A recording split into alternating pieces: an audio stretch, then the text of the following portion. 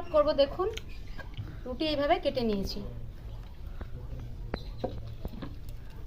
আদা কুচি, লঙ্কা কুচি,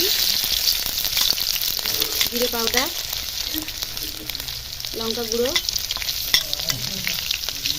হলুদ, গরম মশলা গুঁড়ো, লবণ। আলু কষা হয়ে গেছে, তুলে নেব। সাদা তেল দিয়ে দিচ্ছি। বেসন মেখে নেব, কালো জিরে, খাবার সোডা, পরিমাণ মতো লবণ।